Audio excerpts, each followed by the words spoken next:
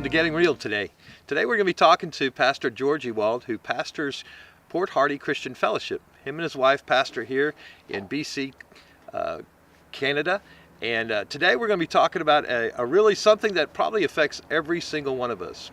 And that is what to do when life throws you a curveball. What I'm talking about is when you are expecting something, maybe your life to turn out a certain way or something to happen, and something takes place, some kind of circumstance, some kind of trauma, something happens in your life, and it just throws you a curveball. And oftentimes, many people they strike out.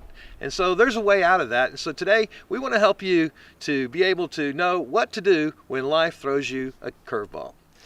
George, thanks for being here, and I'm just looking forward to hearing. You have some background in this as well, not just pastoring and helping folks and counseling them, but you also used to be a baseball player as well. I did used to play some ball when I was younger, yes. So you can kind of apply the natural and the supernatural kind of together. Absolutely.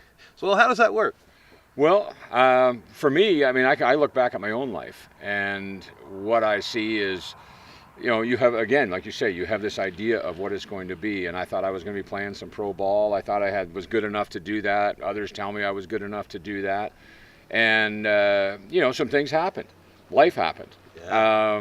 You know, when I was younger and I got into some drugs, and I got into some different things. It took me down a different path, and the next thing, the drive wasn't there that was needed to succeed at that level.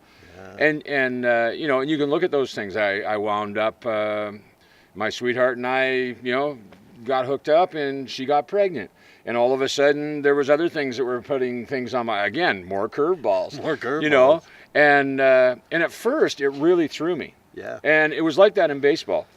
I remember, you know, I was a fastball pitcher, and I had a bit of junk, but it was still learning. You know, I was young back then, and I remember this guy we came up against in a league, and I was a long ball hitter. I was a home run hitter.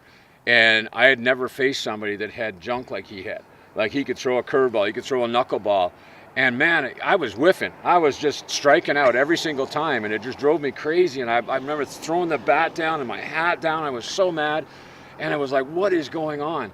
And my coach took me aside after the game, and I think I was like 0 for 4 that day or something like this. And he took me aside, and he said, okay, he says, we got to teach you how to sit down on it, he called it. It was the term he used.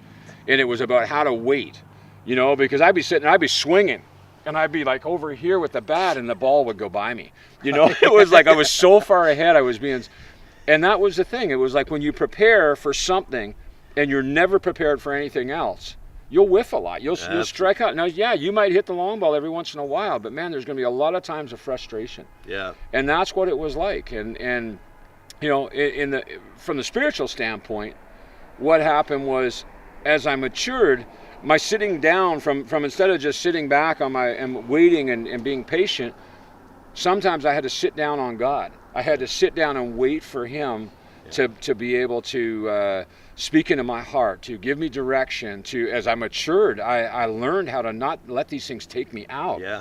I started to understand things like who God was in me and who I was in Him, and I started to understand that, you know what, I could take a curveball, someone could throw something at me, and it didn't take me out, didn't take me off my feet. It might have thrown me for a minute. You know, I use my wife for an example. She got told she had cancer. Wow. Breast cancer. They said that we want to take the breast, we want to take the I can't remember what they call it, the stuff under the arm. And anyways, they wanted to do all this stuff, take it all out. One doctor was even talking about taking both breasts.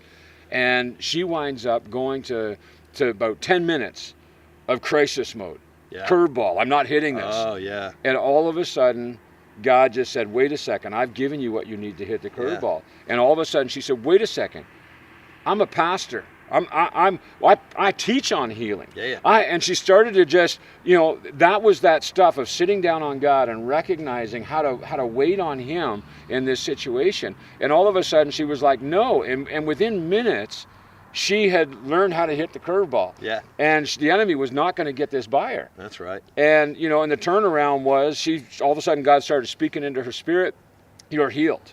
And so she had the biopsy, said she wasn't healed. She goes back, it's another biopsy, says she's complete. They can't find it anywhere. Oh. Doctor's saying, well, maybe we went to the wrong place. And they said, well, you went in through the same incision. How could you go to the wrong place? Like we were just, Wow. we knew she was healed. She wound up with another scan later that proved again, head to toe, there's no cancer in her body. Wow. Total miracle. Yeah. But for her, it was that, man, that first one, she whiffed on it because she wasn't sure. And then all of a sudden, God reminded her how to hit a curveball. That's right. And that's That's right. something that's hard for new believers to understand, Sure. for sure. Yeah. So, Yeah, you know, and it throws us off when we get these things happening to us. It just and we begin to question all kinds of things. We question God. We question if He loves us. We question if His Word is even true, if the Bible's real. Yeah.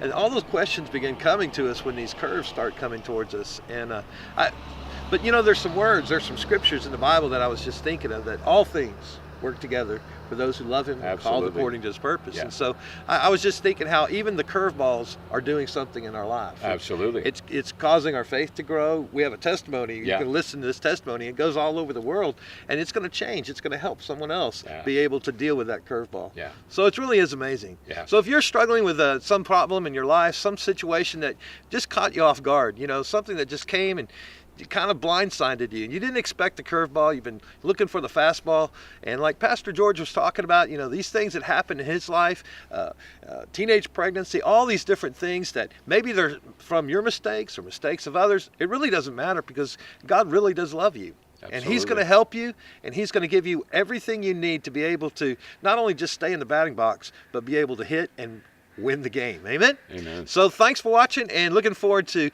seeing you the next time. God bless.